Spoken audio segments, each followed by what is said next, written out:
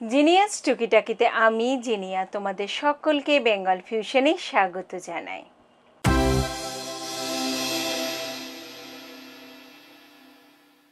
ছোট্ট সমস্যার ছোট্ট সমাধান।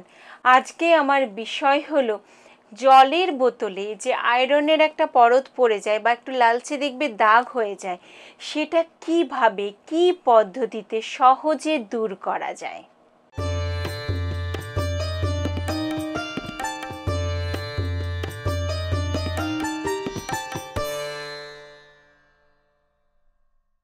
জলের বোতল, সেটা যে জলের বোতলই হোক না কেন, দীর্ঘদিন ব্যবহার করতে করতে বোতলের ভিতরের দিকে একটা পরত পড়ে যায়, কিন্তু যতই তুমি ঝাঁকিয়ে জল ভরো না কেন সেই পরতটা চট করে যেতে চায় না।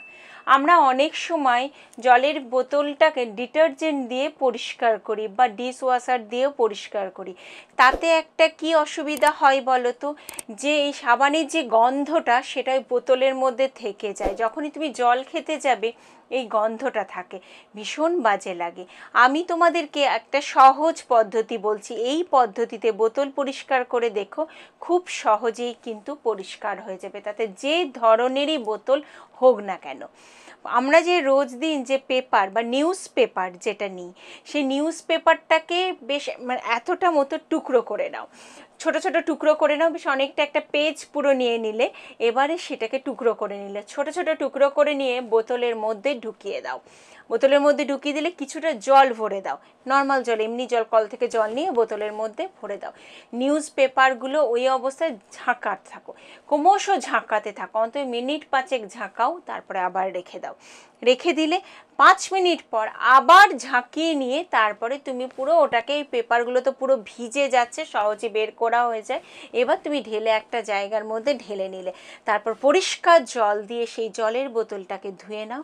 দেখো তোমার বোতলের ভিতরে যে যে দাগ হয়ে গেছে, যে আয়রনের পরতি বলো আর যাই বলো না কেন, যে দাগ হয়ে গেছে সেটা কিন্তু সহজে দূর হয়ে যায়।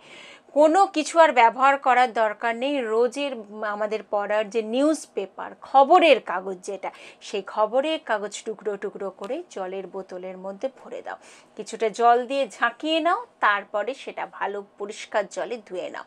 দেখো কি সুন্দরভাবে পরিষ্কার হয়ে যাচ্ছে, কোনো গন্ধও হবে না, কিচ্ছু হবে না, এবং এটা সম্পূর্ণরূপে ভালো পদ্ধতি, এটাতে কোনো ভয় পাওয়ারও কিছু নেই।